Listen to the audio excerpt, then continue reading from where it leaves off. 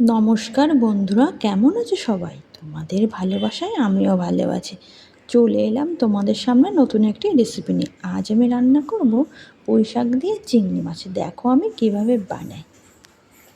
প্রথমে পুঁই শাকগুলোকে ছোট্ট ছোট্ট করে কেটে একটা গামলায় জল দিয়েছি। গামলার মধ্যে পুঁই শাকগুলো আমি ভেজাতে দিয়েছি 5 মিনিট।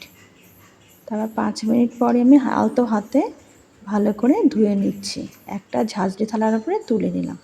দেখো ভালো করে পুঁই শাকগুলো 4-5 বার আমি ধুয়ে নিয়েছি। এখানে ওই ঝাঁঝরি থালাতে আমি চিংড়ি মাছ নিয়ে নিচ্ছি। চিংড়ি মাছগুলোকে 5-6 বার ভালো করে ধুয়ে নিয়েছি।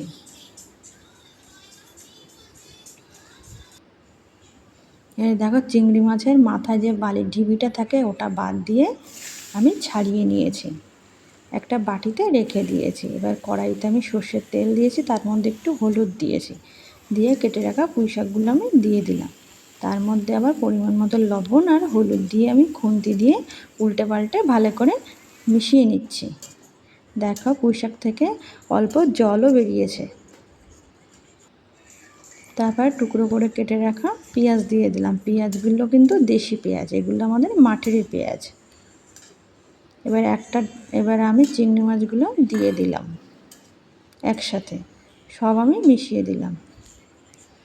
এবার একটা ঢাকনা দিয়ে ঢেকে রাখলাম 2 মিনিটের জন্য অল্প আঁচে। এবার ঢাকনাটা তুলে দিলাম, দিয়ে আমি খুন্তির সাহায্যে আবারও উল্টে পাল্টে ভালো করে নাড়িয়ে নিচ্ছি।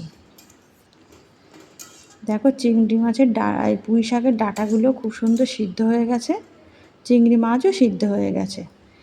এবারে দেখো একটা বাটিতে আমি কয়েকটা কাঁচা লঙ্কা নিয়েছি আর 1/2 চা চামচ সর্ষে নিয়েছি। এটা আমি শিলনোড়াতেই বেটে নিয়েছি। বেটে মশলাটা আমি এর মধ্যে দিয়ে দিয়েছি, দিয়ে একসাথে ভালো করে মিশিয়ে নিয়েছি। এবার আমি একটা পাত্রে নামিয়ে নিলাম। কড়াইতে আমি সর্ষের তেল দিলাম।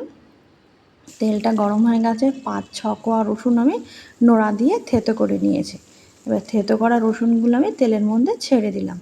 দিয়ে দেখো খুন্তি দিয়ে উল্টে পাল্টাই ভালো করে ভেজে নিচ্ছি।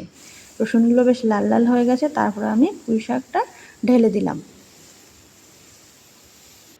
দেখো রসটাও অনেক শুকিয়ে এসেছে। তৈরি হয়ে গেল পুঁই শাক দিয়ে চিংড়ি মাছ। কেমন লাগলো ভিডিওটি কমেন্ট করে জানাও। বাই বাই বন্ধুরা।